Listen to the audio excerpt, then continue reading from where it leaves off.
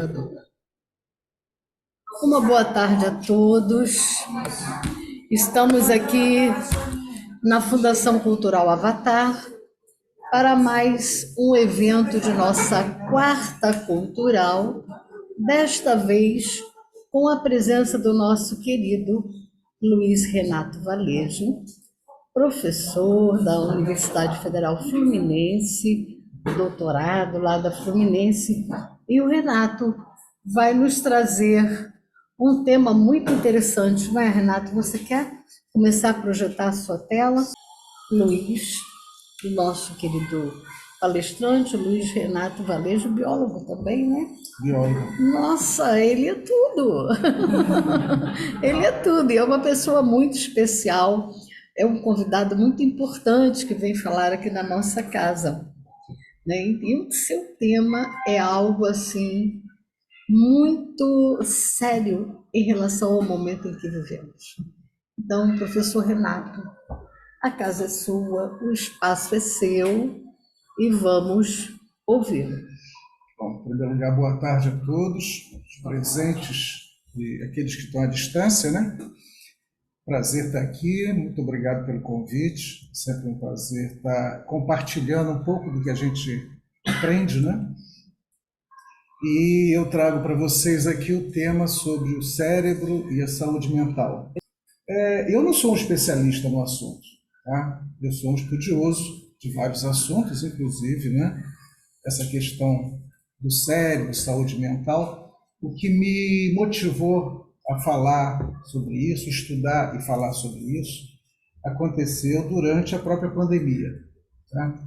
Nós estamos ainda sentindo os efeitos, né, desse processo todo, mas a pandemia, ela deixou marcas pesadas. Certamente cada um de nós aqui tem uma história para contar, uma história triste, mas na minha avaliação também deixou algumas lições, tá? Evidentemente que a lição, aquilo que a gente aprende, depende da gente, né? É uma questão muito individual. Então nós passamos um período aí de isolamento, de tristeza, de falta de perspectivas, né? E para muita gente foi muito duro e continua sendo, de certa forma. Para mim também foi, mas eu procurei me adaptar àquela situação e, na verdade, foi um período que eu trabalhei bastante. Foram muitas palestras, muitas atividades, até por conta das circunstâncias, eu precisava fazer alguma coisa, eu precisava me ocupar, tá? Naquela situação. E aí eu procurei estudar muita coisa, transformei esses estudos em palestras, e um tema, né, além desse aqui, foi sobre os hormônios, né, e a saúde das pessoas, e mais recentemente falar sobre o cérebro, tá? E o grande aprendizado que eu percebi necessário por conta da pandemia, a questão da necessidade de nós investirmos individualmente e coletivamente em nossa saúde, e principalmente na nossa saúde mental. Por que isso? Tá? As pessoas às vezes se preocupam muito com o lado material, uma série de outras coisas, mas não investem suficientemente na sua própria saúde, no seu aspecto físico e principalmente emocional. Até porque a gente sabe que a maioria das doenças que existem hoje, né, que sempre existiram, né, algumas mais novas, elas têm um fundo emocional. Muitas das doenças começam nos nossos pensamentos, nas nossas atitudes, nas nossas vibrações, tá? Então, há uma relação muito forte entre o que a gente pensa, como a gente age, e as doenças. Muitas vezes a gente adoece por conta dos nossos pensamentos, das nossas posturas, das nossas vibrações, tá? Então, essa questão da saúde, né, ela precisou ser pensada, né, durante um período tão difícil, até por uma questão de sobrevivência, né, de cada um de nós, né? Então, a partir dessa questão, eu procurei trabalhar esse assunto para mim, né? E, obviamente, tentando compartilhar essas informações com outras pessoas. Essa já é a terceira ou quarta palestra que eu estou ministrando, que tem sido convidado para esse fim. Né? E sobre saúde mental, inclusive, eu quero trazer para vocês um dado importante sobre essa questão no mundo e no Brasil. Tá? Então, segundo a Organização Mundial de Saúde, né, a OMS, os casos de depressão, estresse e ansiedade têm crescido num ritmo intenso, paralelamente às mudanças que ocorrem em nossa sociedade moderna. Né? Estimou-se mais de 300 milhões de pessoas no mundo inteiro que sofrem de depressão, isso numa estimativa até o ano de 2020. Ou seja, isso foi feito antes da própria pandemia, cerca de 300 milhões de pessoas. E um estudo recente da Universidade de São Paulo, na USP, ou seja, mais recente, 2021, destacou um dado bastante preocupante em relação ao nosso país. Segundo esse estudo, o Brasil é o líder, ou era pelo menos o líder em casos de ansiedade e depressão, 63% ansiedade e 59% depressão, seguido pela Irlanda e pelos Estados Unidos numa lista de 11 países. Isso não significa que 63% da população brasileira tenha depressão, mas em relação aos casos. As pessoas que adoecem, em relação ao número de casos, 63%, o total de casos dos 11 países, 63% do Brasil e 59% casos de depressão no Brasil. Isso chama atenção, quer dizer, que é uma estatística negativa em nosso país. O que está levando as pessoas a esse quadro? Tá? Então, quer dizer, isso demonstra a importância de nós trabalharmos mais essa questão, né? Da forma que for, da forma que puder, em relação à nossa saúde mental. E quando eu falo em saúde mental, ou seja, e eu poderia falar de uma outra maneira, a busca da saúde, da paz, né? Será que isso é algo tão almejado pelas pessoas, né? Nós, os buscadores, né, estamos sempre preocupados. E quando a gente fala em saúde e paz, a gente pode estabelecer aqui uma tríade. Tá? Essa tríade envolve a busca do autoconhecimento. A gente precisa se conhecer. Quem somos, o que estamos fazendo aqui, qual é o nosso propósito de vida, o que me torna feliz, o que me deixa triste, pensar mais, interiorização. O autoconhecimento, ele implica em interiorização. O segundo ponto é a busca da consciência. A própria interiorização, ela já traz a consciência. Tá? A consciência sobre nós, sobre o mundo, nosso papel, a nossa importância, né? A busca da consciência. E o terceiro, a sabedoria. Na verdade, eu entendo que esses três elementos aí, essas três palavras, elas estão interligadas. A gente precisa de sabedoria para chegar à autoconsciência, com a consciência a gente chega ao autoconhecimento, que traz consciência por conta da sabedoria. Eu acho que nada disso está isolado. Tá? Então, nesses aspectos aí, a gente tem que pensar, a gente tem que refletir, não é fácil, porque autoconhecimento, consciência e sabedoria a gente não compra em supermercado, a gente não compra na farmácia, a gente não compra na pet shop, a gente não compra em qualquer lugar. É um processo de vida, é um processo complicado, e quanto mais tarde começa, mais difícil é. Tá? Infelizmente, nós vivemos hoje numa sociedade extremamente superficial, voltada muito para fora, e a gente tem que pensar individualmente e coletivamente em processos que nos tornem mais suficientes e mais resilientes. Tá? A capacidade de nos adaptarmos às situações e não ficarmos muitas vezes nos lamentando, né? Das negatividades, enfim, tudo isso. E sobre esses três aspectos, eu trago aqui um pouco dos pensadores, né? Dos filósofos, né? Quando Sócrates diz: conhece a si mesmo e conhecerás o universo e os deuses. Tá? Quanto tempo isso foi dito? Tá? E como isso é importante. Né? Então, a busca do autoconhecimento.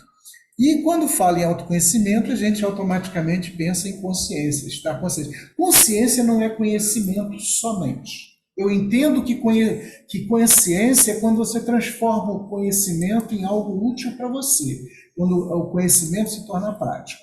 Tá? Então, quer dizer, não adianta eu saber que a água é um alimento saudável se eu não tenho a prática, o hábito de beber regularmente água, 1,5 litro, 2,5 litros por dia. Então eu sei que a água é saudável, mas eu tenho que adotar na minha vida o hábito de beber água antes de dormir, na hora que acorde, ao longo do dia. Isso é consciência. Eu sei que o despejo de lixo nas ruas é um ato negativo para a sociedade, causa poluição. Mas se eu não adoto iniciativas, práticas compatíveis com esse conhecimento, eu só tenho conhecimento, eu não tenho consciência. Então, a consciência é quando a gente coloca em prática, tá, aquilo que a gente sabe. Tá? Então, esse é um dado muito importante. E aí eu trago para vocês, eu estou ainda num processo preliminar, né, de contextualização, o Osho. O Osho, na verdade, é um indiano, um mestre indiano, Ranshed Chandra Mohan Jain, né, mais fácil falar Osho, né, e que morreu em 1990, chamar de guru, eu não gosto muito dessa expressão, mas um grande mestre, como tantos outros que nós já tivemos aí, como Gandhi, Buda, Cristo, enfim, tantos outros, né? No mundo moderno, né? O Osho, ele fala muito sobre consciência. E uma coisa que ele diz é que nós, em geral, estamos muito adormecidos em relação às nossas potencialidades. Nós temos uma potencialidade, mas nós não usamos essa potencialidade, não conhecemos, a maioria de nós, é claro. E que nós vivemos muito mais no estado de dormência. E nesse caso, ele faz uma analogia, né, uma comparação muito interessante. Eu procurei trazer algumas imagens para facilitar essa explicação. Ele diz que nós somos como barcos, como embarcações na superfície, né, submetidas aos raios, às tempestades, aos ventos, às forças das ondas, das marés, batendo de um lado para outro, nas rochas do litoral, e submetidos a essas forças externas. Essas forças externas que ele fala é a opinião dos outros, o que querem de mim, né? Hoje em dia, inclusive com as redes sociais, com essa coisa de internet, não a internet em si, mas as redes sociais, pessoas muito preocupadas em dar atenção ao que pensam de você, quantas curtidas eu vou ganhar, quantas curtidas eu tenho, quantos seguidores eu tenho. Eu digo sempre para as pessoas que eu tenho 2 seguidores, e só faço questão deles. Um deles é a minha sombra, e o outro é meu anjo de guarda. Me preocupa, inclusive, que se minha sombra não me seguir, porque eu já fui. Não é mesmo? Não é isso? Esses são seguidores realmente importantes. Meu anjo de guarda e minha sombra. Tá? Os outros não me importam. Né? Mas isso não é assim que a maioria das pessoas pensa. As pessoas estão muito preocupadas, estão muito para fora. Se não gostam de mim, se não acham que eu não faço aquilo que os outros querem, ou que a família quer, não importa, é o que é de fora. E aí ele faz essa comparação, nós estamos sempre submetidos a essas influências externas, né? E vivemos como embarcações, né? Sujeitas às intempéries, às tempestades, aos raios, enfim, é tudo isso. Né? E que se a gente aprendesse, e ele diz o seguinte, se a gente conseguir ir para o fundo do mar, já que a gente está falando em superfície, ele diz, nós vivemos na superfície, né? E se a gente conseguisse ir para o fundo do mar, a gente perceberia que o fundo do mar é tranquilo. Lá no nosso íntimo, comparativamente ao fundo do mar, é tranquilo, por mais agitado que a superfície esteja, né? O fundo do mar é tranquilo. Nós precisamos aprender a ir mais para dentro de nós mesmos. Nossa, isso ele disse. Essa é sério. Pois é. Isso aí, praticamente todos os livros do Osho que eu já li uma meia dúzia dos livros dele, em todos os casos ele fala a mesma coisa. Precisamos aprender a ir mais para dentro. Porque a verdadeira mudança ela vem de dentro para fora e não de fora para dentro.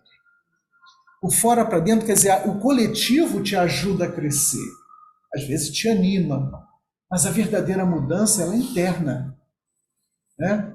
Eu tive um mestre, há muito tempo atrás, num curso que eu fiz, que ele dizia que o ovo bom é aquele que as coisas acontecem de dentro para fora. É quando aquele pintinho nasce. O ovo que a gente come aí nem é ovo, aquilo ali é um óvulo, né? Ele não é galado, ele não tem pintinho ali dentro. Imagina você abrir a geladeira e sair um monte de pintinho. Pois é. Não é? Não é, aquilo ali não é, aquilo é o óvulo. Ele não foi fertilizado, né? Mas aí ele dizia assim que o melhor ovo é aquele que quebra de dentro para fora. A descoberta de nós mesmos, né? A revelação, ela vem de dentro para fora, não adianta. O exterior, os outros, os grupos, seja através das religiões, das organizações, né, eles ajudam, porque muitas vezes você está desanimado, você precisa da energia do outro para, né, reacender a sua chama, a mudança mesmo interior. Tá? Tanto, a Ana Beatriz Barbosa, que é uma psiquiatra famosa, ela diz muito isso. Não existe evolução coletiva. A evolução é sempre individual. Nós podemos evoluir juntos, mas cada um fazendo o seu papel, que não existe coletivo. Tá? Então, isso é um negócio muito importante para a gente pensar, né, em relação a isso. Mas, enfim. Então, olha aí, isso aí que eu disse para vocês. Quando a gente consegue sair da superfície e ir para o fundo do oceano, a gente vai ver que lá embaixo as águas estão calmas. Tá? E aí tem uma frase muito interessante de um artista que nos deixou muito recentemente, infelizmente, que é o Vanderly, que ele diz numa das suas músicas: sabe o que eu mais quero agora, meu amor? Morar no interior do meu interior. Isso vem de encontro ao que o Osho diz. Né? Vai para o fundo do mar, porque lá é tranquilo. Né? Mas não é fácil. Não é fácil. Muito bem. E aí, quando a gente fala em autoconhecimento, eu tive a iniciativa de dividir autoconhecimento falando nas 4 consciências. Não que elas estejam isoladas entre si. É uma maneira didática da gente falar sobre o assunto. O que é autoconhecimento, na verdade? Aí a gente tem as 4 consciências. Quais são elas? Primeira, a consciência corporal. O corpo é a nossa base, né? A nossa estrutura. Ter consciência sobre o seu corpo, as suas potencialidades e a importância de trabalhar esse corpo em benefício do todo é um aspecto fundamental. Precisamos ter. É atividade física na prática, seja o que for, seja o pilates, seja a caminhada, andar com cachorro, andar sem cachorro, né? Alongamento, né? Ou atividades mais intensas na medida que você tenha condições para isso. A importância de fazer atividade física para beneficiar o conjunto, né? Já que o corpo é a sua base. A segunda consciência, que eu chamo, é a fisiológica, que é aquela consciência associada ao quê? Ao seu sono, a importância do seu sono, a importância do que você come, a importância do que você bebe, a importância, né, das suas regras de vida. Não precisa ser tão rigoroso em relação a isso, mas a importância de saber que você é um sistema que funciona e que precisa, esse funcionamento, para ser harmonizado, ele precisa de coisas. Quem não dorme, quem vai dormir às 2, 3 da manhã porque fica na televisão, ou fica no celular, ou fica, né, para acordar de repente 7, 8, e dormir pouco, vai dar problema, vai dar ruim, como diz lá pessoal, né? Vai dar ruim. Então aquelas 6, 7, 8 horas de sono, né, profundos são fundamentais. Aquele soninho, às vezes, depois do almoço, né, aquela sesta, é fundamental. Né? Então, dormir é importante, beber água é importante, comer alimentos saudáveis. De vez em quando a gente come uma porcariazinha ou outra, mas tudo bem. Mas ter regras para que o seu sistema funcione, a sua circulação, o seu coração, né, os seus rins. Isso? Então, a consciência fisiológica é importante, cuidar da sua fisiologia. Um outro nível de consciência é o emocional. Esse é difícil. Ora, o emocional é como um iceberg. Né? O iceberg a gente só vê a pontinha dele, né? O resto está lá embaixo, a maior parte. Tá? Então, por exemplo, se eu falo em tristeza, e sou portador de tristeza a maior parte do tempo, qual é a origem disso? Pode ser no meu sentimento de solidão, meu sentimento de não ser aceito, não me sentir aceito, não me sentir amado. Isso está tudo lá embaixo. E na superfície só tem a tristeza. Só não, porque já é muita coisa. E a tristeza pode evoluir muitas vezes, né, em depressão, que é uma das piores doenças da modernidade. Enfim, então, quer dizer, isso muitas vezes a gente precisa de apoio terapêutico, né? A gente não consegue superar sozinho, né? Então, a consciência emocional é muito importante também, talvez uma das mais complexas, né? Porque ela mexe com tudo. E a quarta consciência é a espiritual. O espiritual está ligado ao que? Ao místico. Não significa que eu tenha que ter uma religião ou participar de alguma organização religiosa. A gente sabe que a espiritualidade não é sinônimo de religiosidade. Tem muito ateu aí que é muito mais espiritualizado do que muito religioso andando com a Bíblia ou qualquer outro livro sagrado debaixo dos braços. Tá? O espiritual está ligado à percepção de que é algo maior do que nós não estamos aqui à toa, né? Existem vidas. O materialista não pensa assim. O materialista ele acredita naquilo que ele sente, quando o que a gente sente é tão pouco e diante de todo o universo de sensações que a gente está submetido. Tá? Então, o espiritual também é importante. Então, eu acho importante discernir um pouco sobre essas consciências. E, obviamente, que para falar em consciência, a gente tem que falar no cérebro, né? E aí que vem o cérebro. Porque o cérebro é o nosso órgão que, de certa forma, está associado a isso tudo. Tá? E aí, para falar agora, entrando no cérebro, obviamente, o que a gente considera como uma pessoa muito cerebral, né?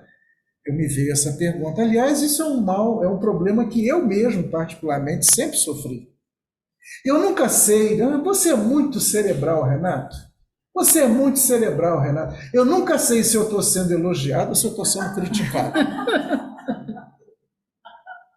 Porque o que é tal de cerebral? Mas estou entrando nesse mérito exatamente para falar sobre o papel do cérebro nessa história toda, né? Então, o que é ser uma pessoa cerebral? Para muitas pessoas, quando a gente fala em cerebral, é aquela pessoa que tem uma ótima memória, né? Você guarda muita informação do passado, recente do passado, mais antigo, enfim. É alguém que tem muita racionalidade. O plano é cerebral, ele é racional, ele sempre com o pé no chão, não é isso? Né? Bom, meio insensível, opa, aí já é crítica. Pô, o cara é racional demais, não tem nenhuma sensibilidade, né? É mal que nem um pica-pau, né? Insensível. Ou ele é, muitas vezes, extremamente sistemático e organizado, né? Então, ou então é aquela pessoa que pensa demais. Então, normalmente, quando a gente fala que alguém é muito cerebral, a gente associa tudo isso. Organizado, tem boa memória, racional demais e até insensível. Mas acontece, isso tudo está ligado ao cérebro, aos nossos cérebros. Mas não é só isso. Porque o nosso cérebro ele está ligado a tudo isso e há muito mais coisa, porque ele lida com o nosso consciente e com o nosso inconsciente também. E nós temos um inconsciente que direciona muitas vezes a nossa vida, interfere na nossa vida, no nosso comportamento, nas nossas atitudes. Tudo isso está ligado ao cérebro, mas não só isso. Tá? É por aí que eu quero caminhar. Então, o que é o cérebro humano? Então, é um órgão, entre vários, né? A gente tem o fígado, a gente tem os rins, tem o intestino, não é isso? O cérebro humano, ele pesa no adulto, cerca de 1,3, 1,4 quilogramas, né? Em média. Possui cerca de 100 bilhões de neurônios. Eu não sei se alguém contou isso, não. Né? Mas deve ser por estimativa, né? 100 bilhões de neurônios. Não existe outro órgão no nosso corpo com tanto neurônio, né? Que são essas células especializadas, microscópicas, que enviam e recebem mensagens. Os nossos neurônios eles são condutores de mensagens, né? Através de eletricidade. Não quero entrar muito nisso para o corpo humano. Então, mensagem, quer dizer, quando você dá aquela topadinha em casa na beira da cama, né, ou no armário, né, aquilo rapidamente é recebido, o cérebro recebe e volta. Normalmente assim, ai, como está doendo. Será que é assim? Não, normalmente é um palavrão bem, né, bem, bem cheio, né? E aquilo é muito rápido, é uma fração de segundo. Olha só, a gente está conectado na pontinha do dedinho do pé, o cérebro veio a mensagem, voltou, doeu e eu respondo. Tá? Se alguma coisa gelada ou quente, né, se aproxima, eu já. Essa reação aqui é efeito dessa recepção de um estímulo e da percepção que é perigoso, é quente. Opa! Nosso cérebro, ele nos defende. Perigo, opa, ou fujo ou ataco. Então, ele é um órgão fantástico, né? De uma maneira geral, e ele trabalha com esses neurônios, essas células especializadas que levam e trazem informação o tempo todo. Né? Então, ele tem uma importância fundamental. Né? Mas os nossos neurônios, as nossas células nervosas, não estão apenas no cérebro. O cérebro, ele tem a maior parte dos nossos neurônios. Então, o nosso chamado sistema nervoso central, ele tem cerca de 100 bilhões de neurônios, não tem? Mas nós temos um segundo cérebro. Nosso sistema nervoso entérico, não quero ser muito técnico, que tem menos neurônios, apenas 500 milhões. Bobagem. Uma vez eu estava dando palestra, um rapaz, um dos colegas assim, ele ficou assustado. Eu sei por que ele ficou assustado, porque ele achou, né, e ele me confirmou isso. Então a gente pensa com o intestino? Não. Sabe por que ele foi preocupado? Ele deve ter pensado assim, então as merdas que eu penso é no intestino. A relação é imediata, né? Quando eu estou pensando merda, é o intestino que está pensando, né? Ele associou uma coisa assim, não, calma, calma. Nossos pensamentos, nossas memórias estão ligados ao nosso sistema nervoso central. Mas o intestino é o nosso segundo cérebro. E é fácil entender por isso. Quando a gente está com fome, quem é que manda a mensagem que tem que comer? É o intestino. É o intestino. A comida passa pelo estômago, começa a digestão, vai para o intestino, e no intestino é que ocorre a absorção dos elementos minerais, né? Para todas as nossas células, essa circulação. Quando o intestino está vazio, né, quando a coisa está ali, aí você está faltando alimento, então ele manda mensagem lá, isso faz por quê? Através de neurônio, sistema neural, que vai mandar mensagem assim, estou com fome. Manda esse cara comer aí, ou essa cara aí, que eu estou com fome. Não é? Então, essa mensagem vem de onde? Ela é proporcionada pela função dessas células. Outro caso, quer dizer, a fome é uma evidência de que há neurônios no intestino que mandam mensagem para o cérebro e come, né? Bebe, né? Outra situação, quando a gente tem aquele piriri brabo, aquele presuntinho que estava fora de validade, que a gente consumiu porque estava com muita fome, e daqui a algumas horas começa aquela revolução. Eu então sou sensível à gordura, e 10 minutos depois começa a caramba. E aí vai também. E aí, vou falar nisso. E aí você tem alguma coisa estranha no teu organismo, joga fora. É aquela desinteria, aquela dor de barriga, e por defesa, joga fora. O que acontece? Toda aquela porcaria vai, mas há certas células, há certos micro-organismos que vivem ali também vão embora. Então a gente tem que repor a nossa flora, né, intestinal, né? Então o Yakultzinho, né, para repor e tal. E o que acontece durante esse período que você está muito mal do intestino? Vocês já perceberam o estado de humor que a gente fica? É mau humor mesmo. Por quê? Porque muitas dessas bactérias que vivem ali, elas jogam endorfina também, que é um hormônio da alegria. Então você passa a ter a deficiência. Daí a necessidade de repor essas bactérias, isso leva um tempo. E se esse processo dura muito tempo, você vai ficar vários dias de mau humor, desanimado. O teu intestino está numa situação tal e isso interfere no seu emocional. Quando a gente está com muito medo, o que a gente fala? Frio na barriga. Vou ter que dar uma palestra. 1000 pessoas, aquele frio na barriga. É na barriga, não é na cabeça, não. Oi? Eu não tenho frio na barriga. Não? Não. Parabéns. Não, frio na barriga. Que bom. Muito legal. Não, assim, fico trêmula. Trêmula. Trêmula. E assim, bem ofegante. Que não deixa de ser também uma reação, né, pelo medo. Aí tem medo, o frio na barriga, trêmulo, suando, é medo. Olha o medo da situação. Pode ser ansiedade. Ansiedade, o que vai acontecer? Fazer um exame, isso. Fica assim. E você não pediu para isso acontecer, acontece, né? Alguma coisa involuntariamente está acontecendo dentro de você. Então, quer dizer, é importante a gente destacar isso. O cérebro é o grande armazenador de neurônios. Nós temos o nosso intestino. A gente tem que cuidar do nosso intestino, o que a gente come também, porque ele tem uma relação. Os probióticos. E tem medicação também para isso, né? Você toma os probióticos para repor aquela flora que foi junto com as fezes que tem o organismo. Bota isso para fora, está cheio de porcaria. Esse presunto aqui, essa salsicha não estava boa. Tá? Então, isso aí é um dado importante para a gente considerar. O cérebro humano, essa coisa vermelhinha, enrugadinha que vocês estão vendo ali, né?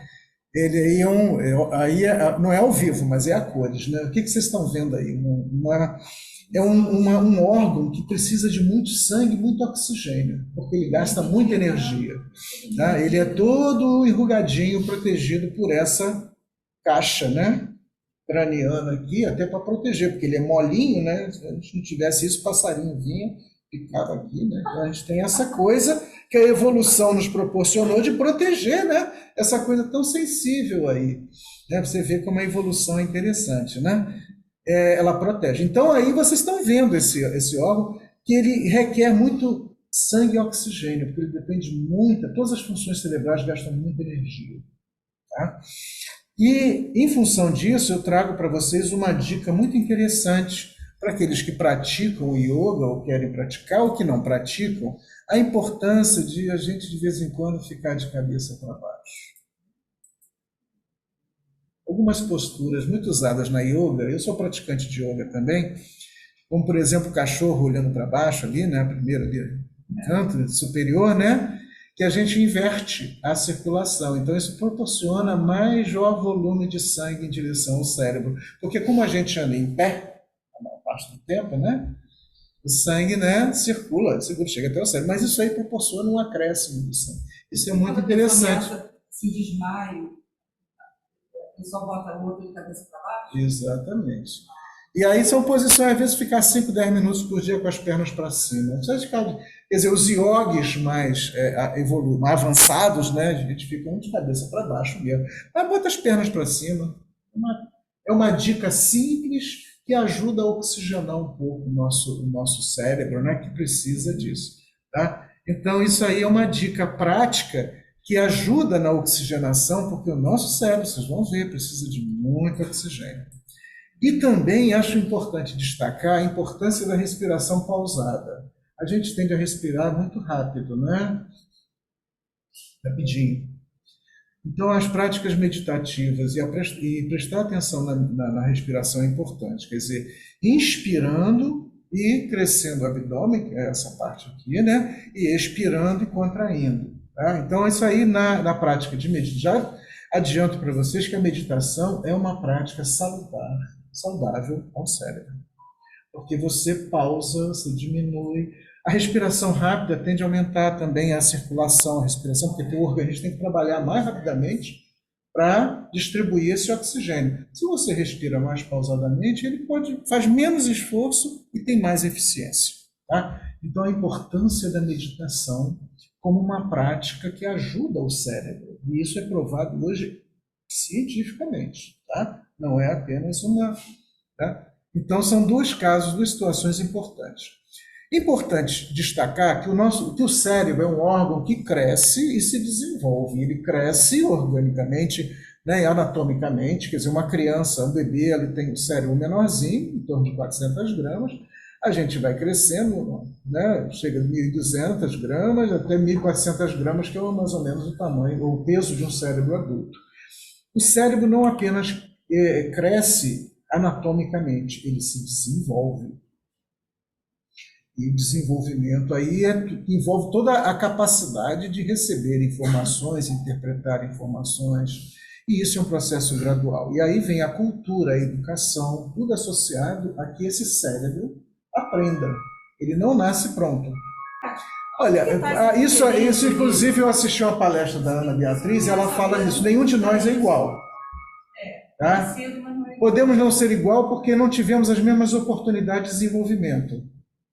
Tá? Também podemos ser igual não somos diferentes por causa das nossas genéticas. Sim. Tá? Então, fatores genéticos, fatores ambientais, educacionais, alimentares. Por exemplo, uma criança precisa de uma base alimentar muito boa. Uma criança subnutrida, ela pode ter um comprometimento do resto da sua vida de aprender, não vai conseguir entender uma série de coisas. Tá? Então, alimentação é importante. Eu vou falar sobre alimentação aqui. Mesmo com alimentação, uma inteligente e outra esses gênios, dessas crianças assim que... tem vários fatores, porque nós não somos iguais. Nenhum de nós é igual. Vamos guardar os comentários para daqui a pouco. Falando de uma, começa a fazer um cálculo, gente, fica assim. Exatamente, por exemplo... Vamos deixá-lo desenvolver e no final a gente... Uma pessoa que tem muita habilidade com a matemática, com a informática, dificilmente consegue ser tão boa nas relações sociais. Uma pessoa que é ótima nas relações sociais dificilmente consegue ser boa na matemática. Isso tem a ver com as funções que o cérebro tem, as partes que compõem e o desenvolvimento de cada um deles. E aí você pode ter fatores ambientais, educacionais, culturais e genéticos, tá? Sem considerar a possibilidade das doenças, não vou nem entrar nisso. Tá? Mas o importante aqui é a gente ter noção de que ele cresce e se desenvolve. O desenvolvimento é qualitativo. Tá? E a importância da alimentação. Uma criança subnutrida não vai conseguir aprender muita coisa do resto da vida, porque não teve a base da alimentação necessária a esse desenvolvimento. Tá? Então, quero destacar isso. E também é importante dizer que o cérebro, além de crescer e se desenvolver, ele envelhece também. Tá? E o envelhecimento aí, ele vai tirando, vai alterando características que interferem na memória e uma série de outras funções. Eu não quero entrar no mérito, mas aí tem as doenças cerebrais, né? Mais comuns e mais comentadas, como o Alzheimer, tá? O Parkinson, Huntington, é uma doença ligada a movimentos bruscos, né, involuntários, esclerose múltipla, acidente, AVC, né, epilepsia. Sendo que não significa que todas essas doenças são doenças de pessoas idosas. Hoje tem muita gente jovem aí passando. AVC hoje é uma doença que pode afetar gente jovem. Como o ataque cardíaco, que era uma doença que hoje, 30, 40 anos, tem gente com ataque cardíaco. Então, não quero entrar nisso, mas são as doenças. Tá? Isso aí, por si só, já é um assunto que poderia ser trabalhado com especialistas, enfim. Tá? Algumas são evitáveis, são há prevenção, tá? Outras são mais difíceis. Né? Então, eu vou falar um pouco sobre, inclusive na alimentação, alguns itens que ajudam a prevenir, né? Não só na alimentação, mas em atividade, em exercício. O nosso cérebro precisa de exercício, né? Precisa de cuidados.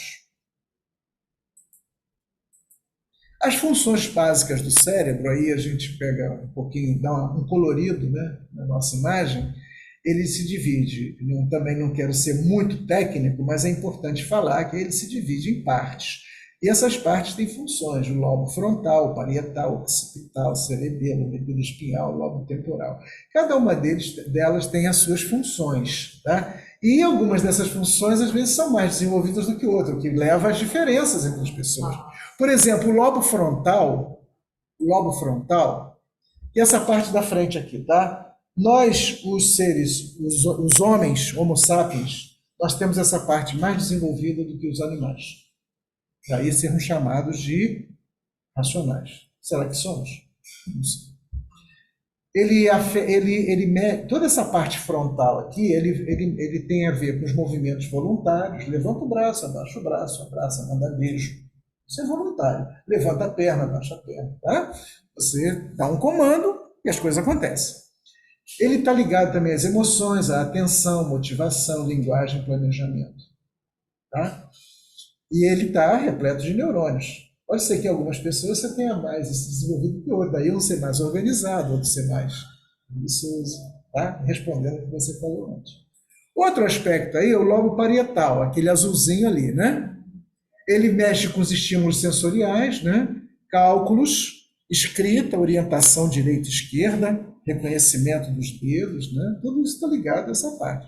Essas partes interagem, tá? Elas não são específicas. O lobo temporal, que é o verdinho ali, ele lida com a memória, tá? Conteúdos verbais, visuais, né? O lado esquerdo, visão no lado esquerdo, visão e linguagem, no lado direito, visão e audição, tá? Então são os departamentos cerebrais, digamos assim. O lobo occipital, que é o vermelhinho ali, ele está ligado à visão, à integração com outros modos sensoriais, tais como audição, né? Ouvir, né? Ver e ouvir, interagir, isso tudo interage. Esse trabalho, esse processamento está acontecendo ali dentro, né? O cerebelo, aí está na base aqui, né? Controle dos movimentos voluntários do corpo, postura, aprendizagem motora, equilíbrio, tônus muscular. E a medula espinhal, ela possibilita a condução dos impulsos nervosos das regiões corporais, lá do dedinho, né? Dos dedos das mãos, dos pés, né? Até o encéfalo, do corpo até o encéfalo, produzindo os impulsos e coordenando as atividades musculares e reflexos. Então, só para dar uma ideia, né? Quanta coisa está acontecendo ali, os departamentos interagindo e tal. É a neurociência, tá? Muito bem. Mas também devemos destacar outro aspecto. Tem no cérebro, nós temos pequenas estruturas de muita importância, como o hipotálamo, né, que são as glândulas, né? O hipotálamo, por exemplo, ele controla o equilíbrio de várias funções do organismo, como a pressão arterial. Alguém aqui consegue controlar a sua pressão sem medicamento? Qual é a sua pressão? 12 por 8. Quem é que diz que é 12 por 8? Quem é que diz que o teu organismo tem que ser 12 por 8? Ou porque é 13 por 7, ou porque é 21 por 11, né? O que está acontecendo? Alguma coisa está acontecendo você sem a sua intenção, acho que tem um organismo. Isso é involuntário. Então, o hipotálamo, ele mexe com a pressão, com a diurese, temperatura do seu corpo, tá? Uma infecção, por exemplo, né? O que leva a temperatura a aumentar? Isso é defesa. Aumenta a atividade, o cérebro está jogando ali. A sua fome, a sua sede, as emoções, e influência sobre outras glândulas. Outra pituitária, que é uma glândula também pequenininha ali, ó, vocês estão vendo lá, tudo pequenininho, tudo grãozinho, né? Regula a parte hormonal, atuando em outras glândulas, como a tireoide, né? As suprarrenais, os ovários, testículos, prolactina, que é o hormônio do crescimento, ocitocina, enfim. Ele tem outros elementos, além daquela massa toda, pequenininhos, mas importantes. E a pineal, gente, a pineal é tão importante. Se a gente dorme, é graças à pineal. Ela regula o sono, tá? Ela regula os nossos ciclos biológicos, secreta a melatonina, que é um hormônio responsável pelo ritmo diário do seu corpo, ocorrendo durante a noite. E ela também tem importância mística. Nós, os místicos, né, os mais místicos, né, é a pineal que nos conecta com o eu superior. É isso? Em como é importante, gente, na hora de dormir, apaga as luzes, desliga a televisão, deixa o celular longe, tudo que gera vibração, deixa longe, para que a pineal jogue a melatonina e você durma. As pessoas hoje que não estão conseguindo dormir por vários motivos, inclusive por esse, televisão, celular do lado do pé, tocando ali, porque aquilo tem vibração, aquilo tem ondas, né? E está mexendo com as suas ondas cerebrais. Eu durmo com a luz acesa porque eu gosto do escuro. Não gosto do escuro. Aí eu acendo a luz, atrapalha? Então, pode atrapalhar, tá? Pode atrapalhar. E aí, o que está acontecendo? O consumo de melatonina em farmácias hoje cresceu absurdamente. E quanto mais você consome melatonina através de medicação, menos a pineal produz. Ela vai ficando preguiçosa. Tá? Então, estou chamando que o sono é tão importante, né? Em todos os aspectos da nossa vida. Então, é só para dar uma ideia da importância dessas outras estruturas que estão aí dentro do cérebro. Então, fazendo uma síntese, o nosso cérebro recebe, processa, transmite informações para o nosso corpo. Tá? Ele é o nosso, não é só o nosso HD, né? Ele é também o nosso processador. Ele é a fonte de conhecimento, da memória, dos pensamentos, da inteligência, de pensamentos bons ou ruins, entrar no mérito disso, da nossa inteligência também. Ele controla o nosso ritmo cardíaco, a transpiração, respiração, secreção hormonal, sistema imunológico. Olha, a gente sabe como a negatividade afeta o nosso sistema imunológico. Vamos falar sobre isso depois. Ele gera emoções e permite que se esteja atento a elas. Ele possibilita a capacidade de falar e entender a fala dos outros. Né? Isso a gente vai aprendendo. Controla a capacidade motora dos músculos. Quer dizer, parte dessas funções é involuntário e outra parte é voluntária. A gente tem que aprender. O nosso cérebro precisa de aprendizado, cuidados e aprendizados. Tá bom? E como é que a gente aprende? Porque a gente não compra no supermercado, nem na farmácia, esse aprendizado. Isso não vem, né? É claro que como explicar uma criança de 5 anos que toca Bach, que toca Schubert, né? Pianista, aí vamos entrar, não é bem a nossa praia, deixa isso para depois. Da onde vem essa memória? Né? Mas aí eu não vou entrar nisso aqui não, porque eu acho que tem que ser um especialista, né? Aí nós estaríamos falando em alma, talvez. Como é que o cérebro aprende? Leitura, hábito de ler. 10% em média de movimentação das nossas capacidades. Ouvir música, ouvir o outro, escutar, aprender a escutar. Hoje tem muito curso de oratória, não tem? Devia ter curso de escutatória. Você aprender a escutar o outro. As pessoas só estão falando, não estão escutando mais. Quando a gente ouve música, habitualmente você está movimentando 20%. Ser mais observadores, mais atentos, isso é exercício cerebral. Estou achando que hoje em dia a meninada está perdendo isso, ou não está desenvolvendo isso. Saber ler, ver e ouvir.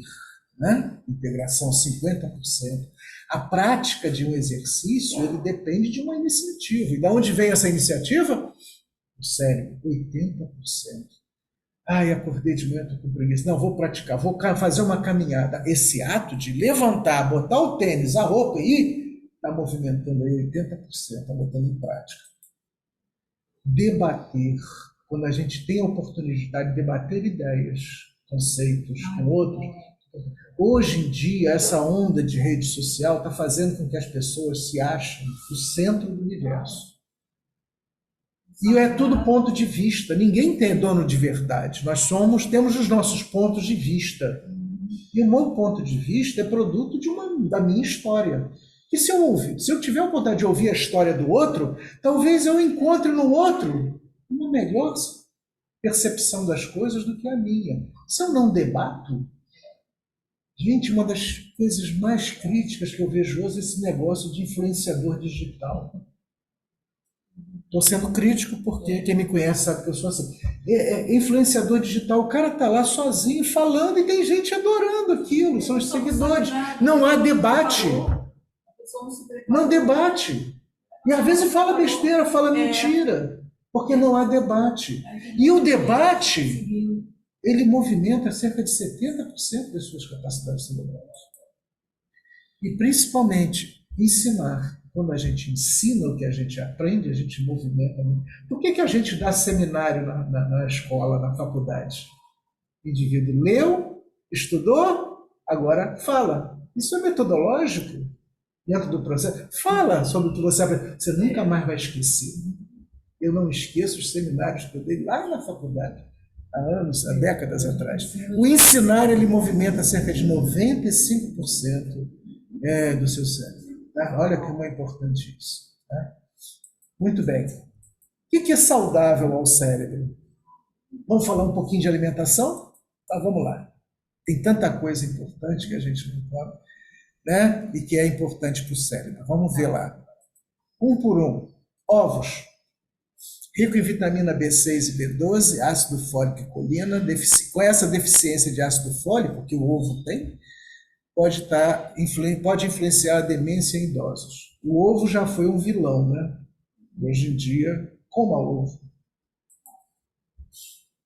Aliás, a minha geladeira está sempre vazia, mas sempre tem ovo. O mirtilo é uma frutinha, eu mesmo não conheço muito bem, acho que em pouco lugar, acho que Hortifruti vende isso aí. Ele reduz os sintomas de envelhecimento, tais como a doença de Alzheimer e a demência.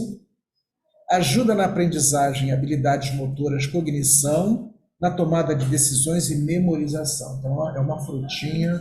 Eu não conheço, tá?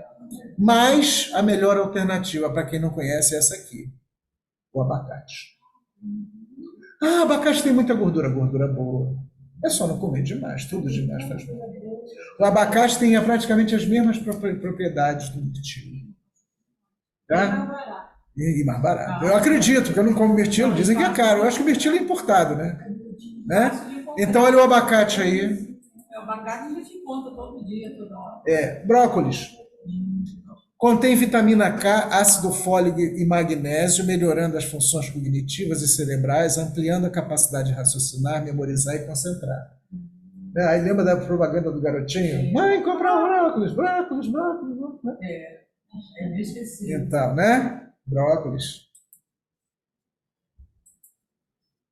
Azeite de oliva ajuda, né? O azeite não misturado, não é aquela mistura com óleo de soja, tá? Ajuda na capacidade de aprender e potencializa a memória. Evite aquecer o azeite, tá? Ele perde muitas propriedades. Puro mesmo. Ômega 3 contém ácidos graxos essenciais para o bom funcionamento do cérebro e a diminuição dos riscos de doenças degenerativas. Aí você tem os frutos do mar, salmão. O ômega 3 você pode, hoje vende em farmácia também, mas evidentemente que a gente tem que tomar certos cuidados, né? Mas a alimentação com frutos do mar, né? Ela é importante. Salmão, camarão, para quem não tem alergia, enfim, né? O ômega 3 é muito importante, inclusive para reduzir os índices de colesterol. Né? Eu usei muito, chegar a 300 de colesterol, hoje é mais baixo. Nozes e castanhas, né? Então, aquele mix, né, de grãos, né, contém nutrientes essenciais para o funcionamento pleno do cérebro, como a vitamina E, que previne o declínio da capacidade cognitiva. Tá? Então, não é comer demais, porque isso é muito gorduroso, tá? Mas tudo tem moderação, tá? Nada. Vou tomar um porre de nozes, não. Chocolate amargo. Ação antioxidante, contém diversos estimulantes naturais, incluindo a cafeína, que aumenta o foco e concentração. Ele desperta, né? Inclusive para os chocolatras, né?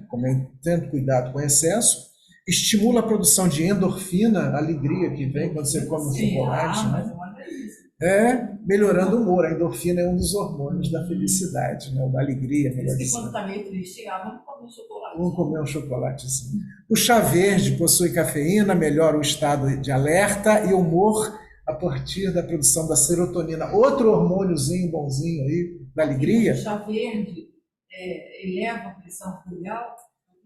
Não sei, é claro que tudo tem que ser para umas pessoas, não vale para todo mundo, né? A gente tem que tomar certos cuidados aí. A memória e a concentração.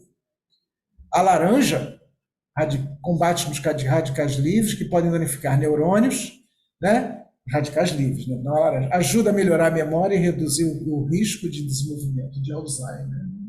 Olha aí. Além da vitamina C, né? Foi falado aí. Semente de abóbora. Rico em minerais como ferro, zinco, cobre, magnésio, que melhora as funções dos neurônios, o aprendizado e a memória, sendo muito útil na prevenção do mal de Alzheimer e Parkinson. Eu me lembro que na minha infância minha mãe não jogava fora as sementes. Ela deixava secar e eu comia aquilo, eu abria e comia. Dá um trabalho danado. Hoje se joga fora, né? As pessoas jogam fora as sementes. Olha aí, que potencialidade fantástica, né? A semente da abóbora. E, para a alegria de muitos, né, a levedura de cerveja. Fonte de vitamina do complexo B, proteínas e minerais que ajudam a melhorar as condições de transmissão da informação dos neurônios e a capacidade. Opa, vamos tomar cerveja. Cuidado que o álcool não. O álcool não. O álcool não é bom para o cérebro. A cerveja, a levedura sim, mas o excesso de álcool não. Levedura de cerveja, quando eu era criança, eu era muito magrinha, minha mãe me dava.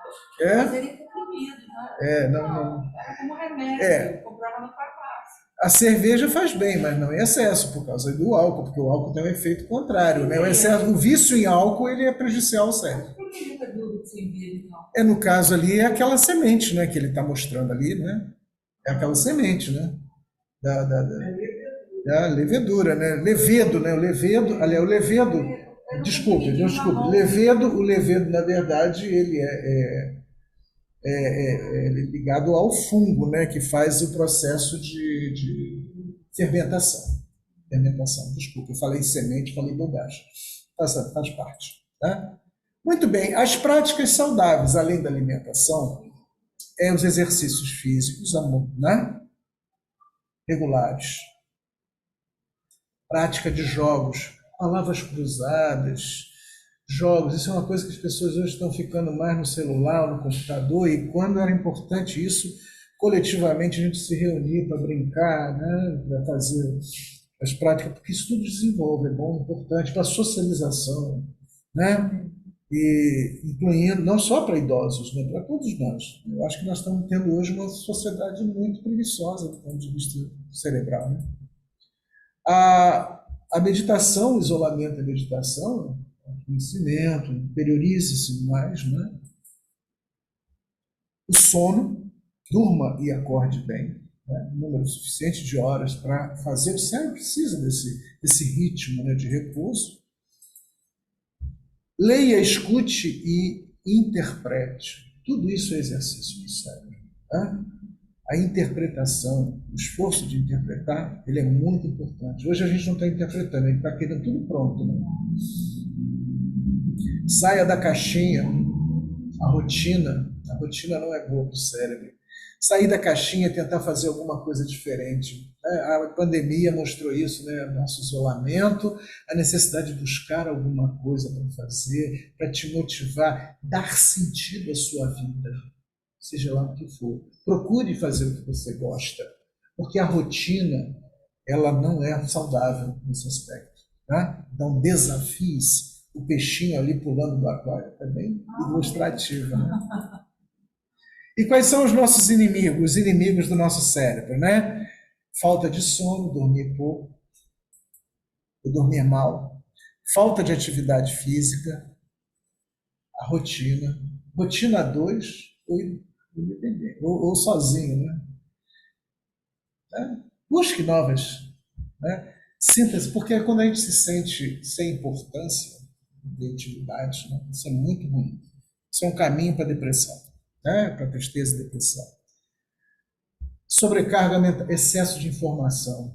Precisamos, não podemos. Hoje o mundo é muita informação, muita coisa, a maioria não serve para nada e a gente fica acumulando, se preocupando, coisas importantes e coisas sem importantes. Então a gente tem que aprender a filtrar o que a gente está absorvendo aí. Né? Ansiedade. A ansiedade está ligada ao medo também, o medo do futuro, né? Pensar no passado demais também. Falta de organização. A gente diz, olha, um processo terapêutico importante é você começar a arrumar suas coisas. Começa pela sua gaveta. Isso não parece sem importância, mas começa a arrumar suas coisas. O que é importante para você e o que não é? Descarta. Ou então, Faz essa energia se movimentar para quem precisa. Sejam os seus livros, sejam as suas roupas, sejam os brinquedos das crianças. Tá? Faz isso movimentar, porque você está ajudando alguém. O cérebro recebe isso como uma dádiva, uma bênção. Os vícios dos alimentos, os alimentos industrializados, né, como eu falei, tudo isso aí são os inimigos.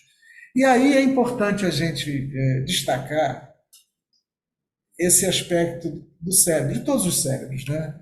O cérebro é considerado um órgão preguiçoso. Não sei se é a palavra ideal. Ou melhor, ele gosta de ficar na sua zona de conforto.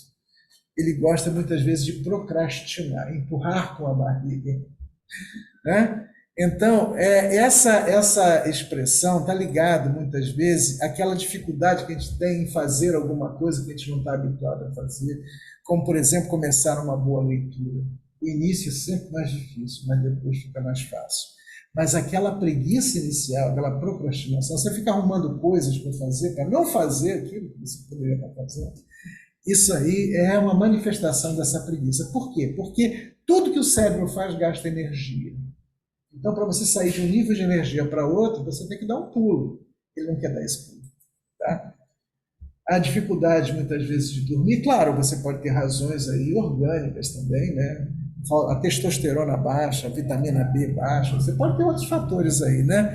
A preguiça ou o cansaço, né? Mas eu estou falando da preguiça, de não querer fazer, né, certas coisas, inclusive as atividades físicas. Então, ele tem essa característica que a gente tem que saber que tem que superar. O que diferencia muito uma pessoa da outra, em geral, é a sua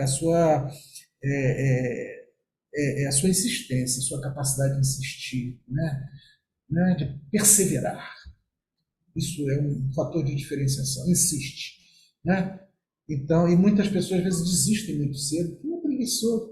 Procura fazer aquilo que é mais fácil. Começa pelo mais fácil, depois mais difícil, mas é importante, tá?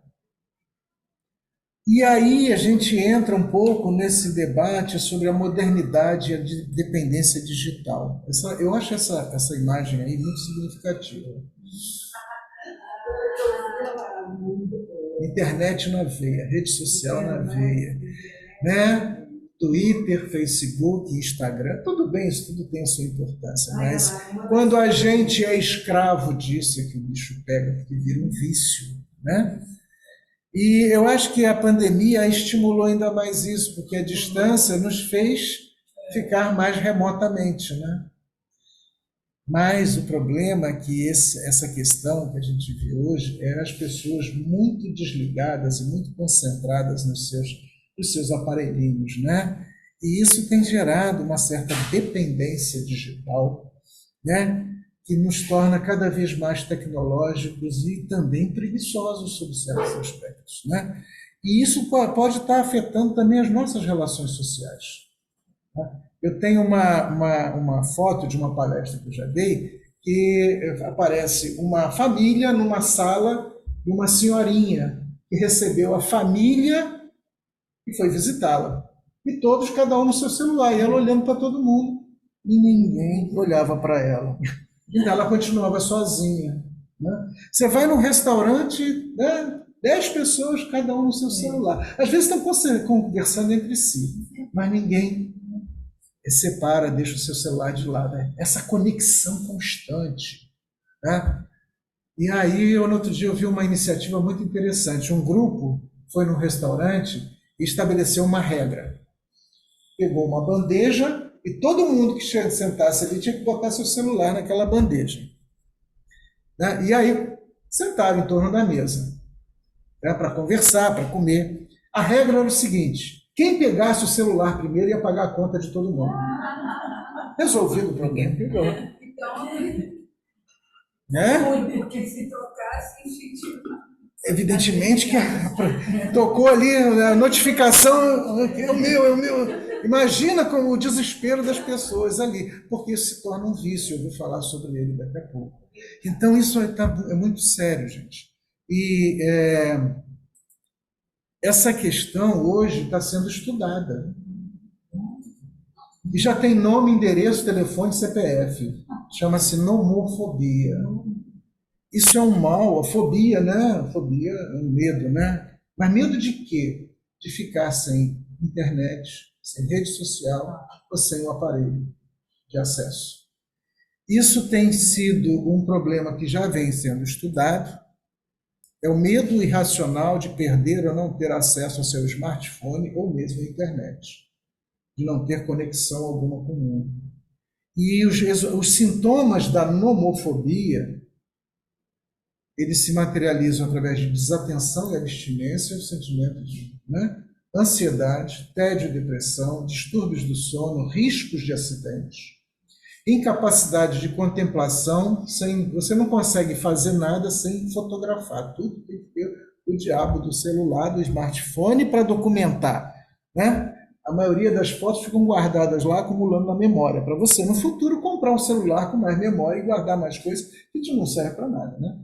Então a gente está usando pouco esse chip aqui, e usando muito o outro chip, né? Então, isso, infelizmente, gente, isso está acontecendo com jovens, cada vez mais jovens. É um absurdo, entendo eu, que você dê a uma criança de 2, 3 anos um celular para funcionar como babá eletrônica. Porque você já está acostumando ela desde cedo a ter aquela atenção e não se concentrar em outras coisas. A recomendação médica, em alguns países, chega a falar sobre o mínimo de 9 anos antes de dar um celular para uma criança. Tá?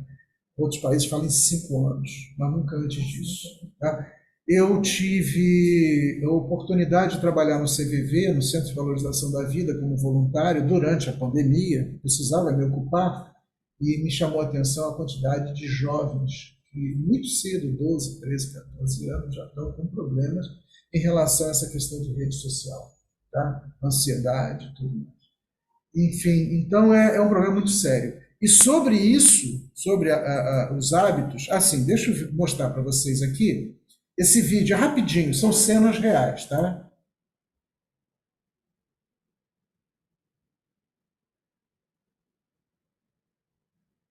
São gravações reais, de pessoas nas ruas.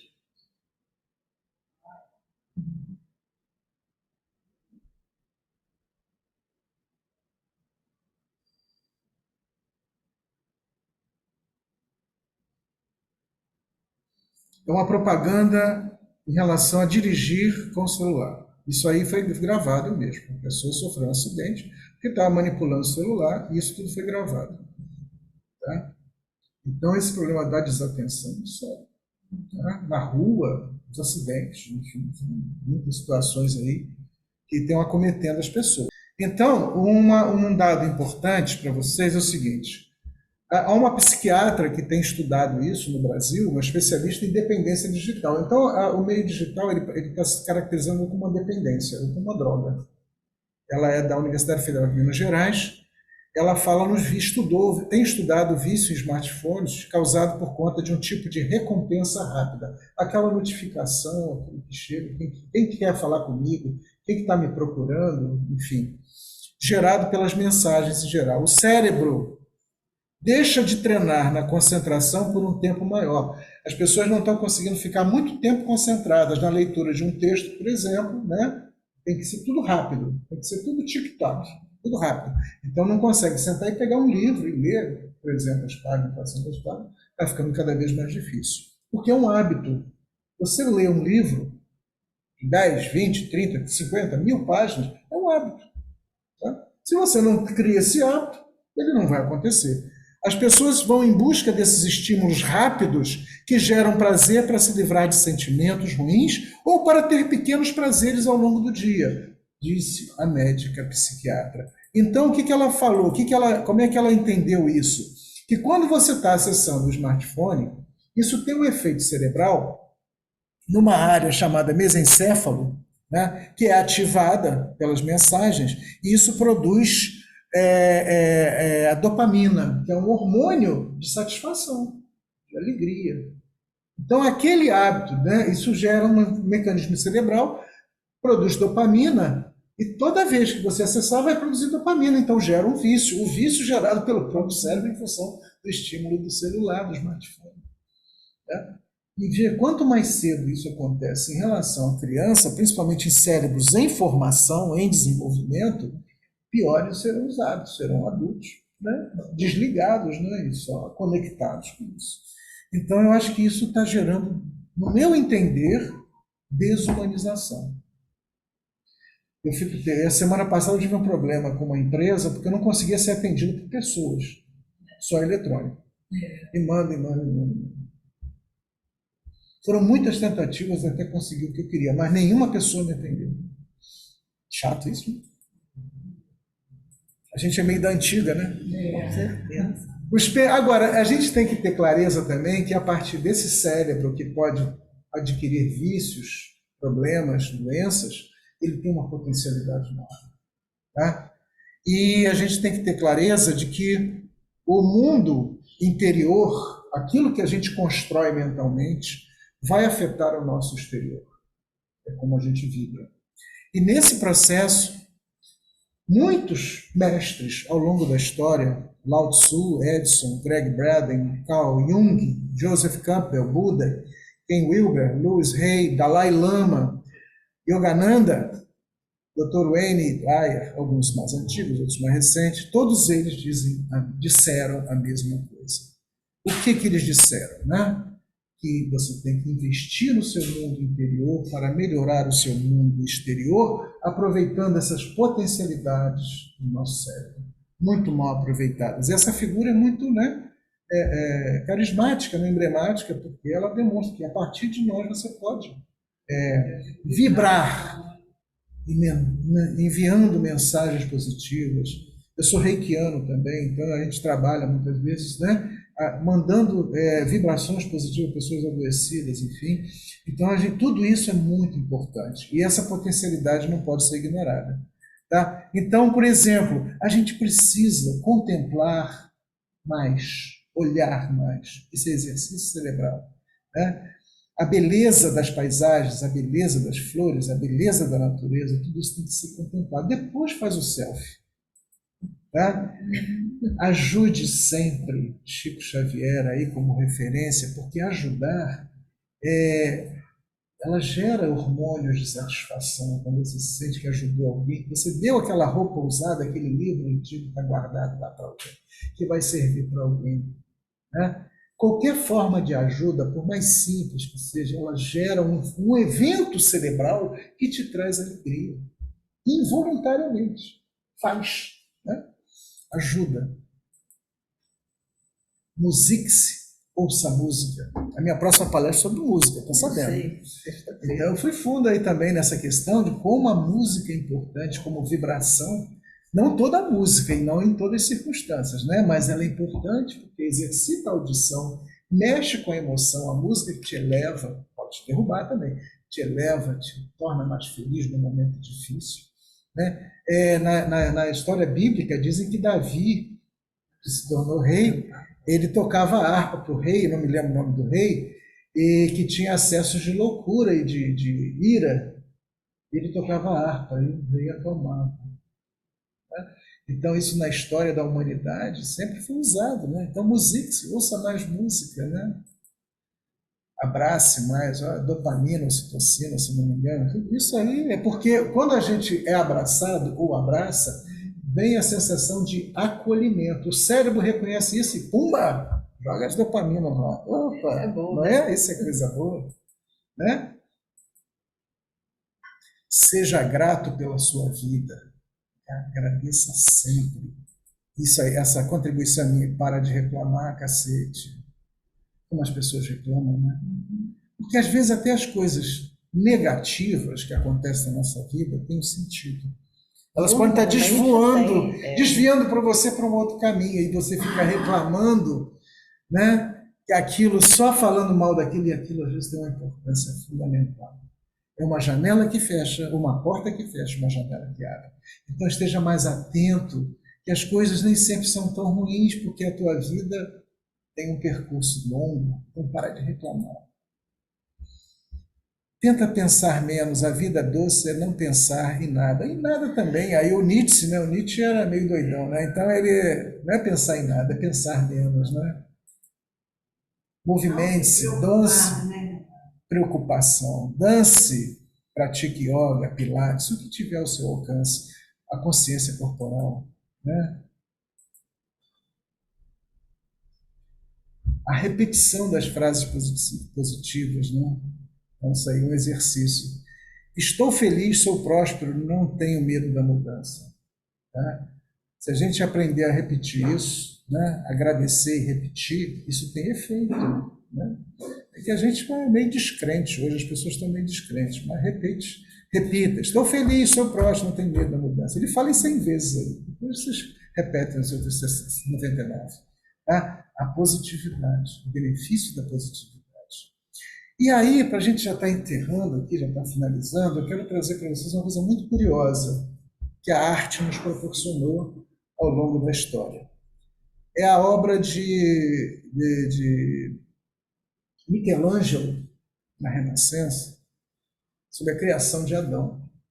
Eu não tive a oportunidade de visitar a Capela Sistina, isso foi pintado no alto da Capela Sistina, que é essa obra de Michelangelo, 1511, né? Isso aí, a Renascença é um período que veio depois da Idade Média, um período de muita escuridão, de muita opressão religiosa, Deus, mundo, pecado. E a Renascença se caracterizou pelos personagens também que valorizavam o homem e a potencialidade humana. E o Michelangelo o Michelangelo produziu essa obra. E essa obra tem sido alvo de muitos críticos, né, no sentido mais geral, não a crítica negativa, em relação às potencialidades cerebrais. Tá? E é muito interessante. É claro que tudo é uma interpretação baseado no que os críticos observaram nessa obra aí. 3 pontos importantes nessa obra. O contato das mãos. O próprio Adão. E o Criador. Certo? Em detalhe, o contato das mãos. O que a gente vê ali? A mão do Criador, à direita, firme. E a mão da criatura? Preguiçosa. Tá? Então, isso significa o quê? O Criador gerando vida, força, né? De uma criatura. Primeiro aspecto da obra que foi interpretada, não é por mim, não, é pelos críticos de obra, das obras de arte. A segunda, Michelangelo tinha uma adoração por corpos masculinos, tanto que ele não apenas pintou, ele também era escultor. E todas as obras dele eram sempre muito musculoso. Mas a gente vê um Adão aí, muito musculoso, um saradão, né? Mas preguiçoso.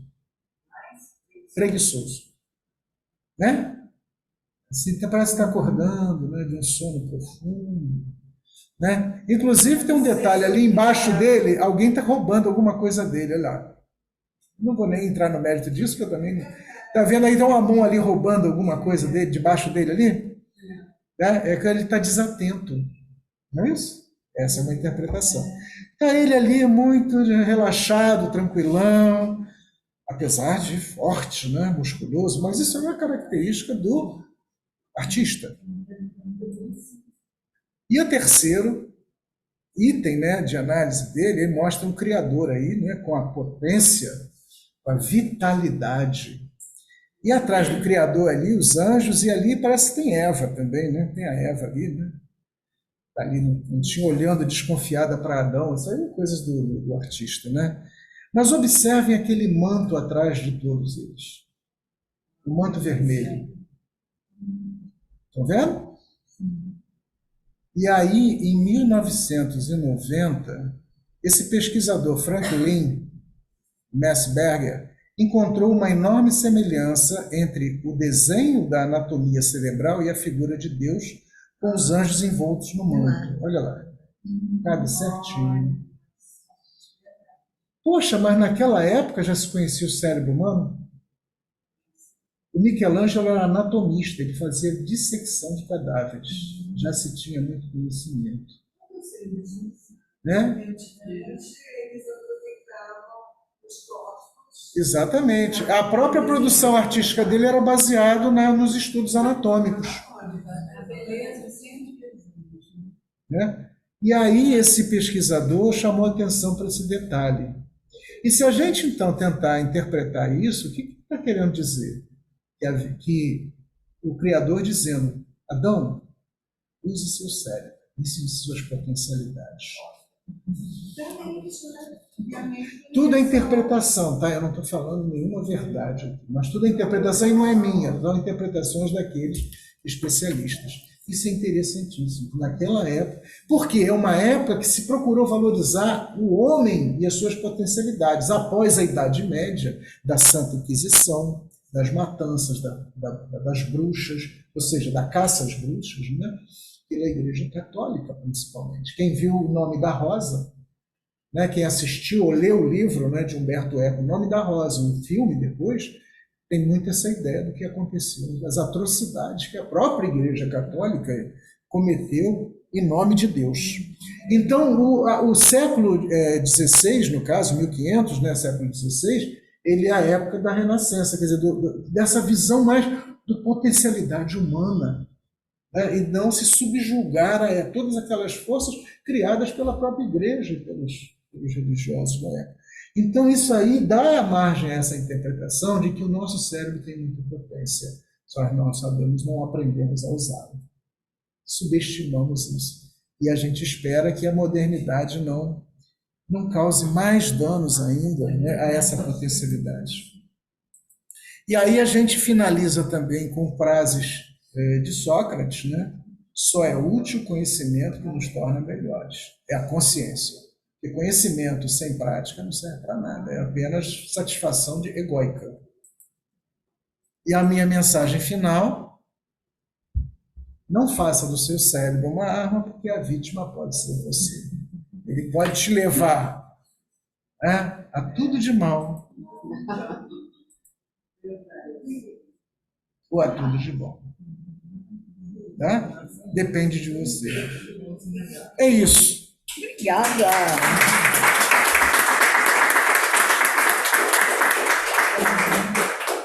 Muito obrigada, professor Renato. Excelente trabalho. Pena que nosso horário está apertado. Sim, porque deve ter passado não tem problema, porque com certeza haveria muita coisa a ser perguntada aqui. A Audileia levantou a mãozinha ali. Audileia, eu vou liberar para você, porque você é a Audileia, mas a gente está correndo contra o tempo. Audileia, por favor, abre seu microfone. Eu vou ser rápida.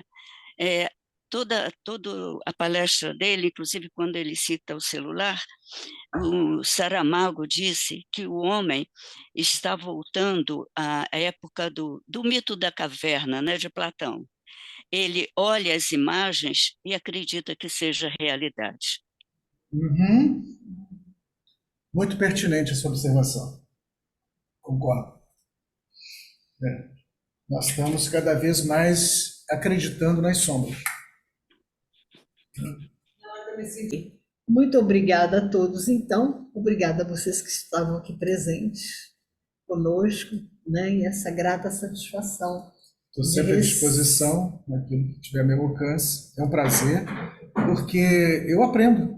Eu não estou fazendo nada por vocês, não, estou falando por mim. Sem querer ser antipático, né? Mas é uma maneira da gente aprender, ensinar, né? Compartilhar. Né? Isso é para... Exatamente. E eu fiz isso durante 42 anos e continuo fazendo ainda. Eu tenho ainda vínculo com a universidade, com os cursos de pós-graduação, e é um prazer enorme isso. Claro, não precisar... como eu disse, eu não sou especialista no assunto, mas a gente estuda, aprende, cresce e contribui para o crescimento dos outros também. Eu quero te contar que aqui no nosso grupo temos uma nutróloga, uma médica. Pois é, eu soube. Atenta ali. Mas eu sou abusado. Mesmo não sendo especialista, eu sou abusado. Se eu falar alguma besteira, é porque com os erros que a gente aprende mais. Com certeza, é muito especial. Não ter medo de errar é fundamental.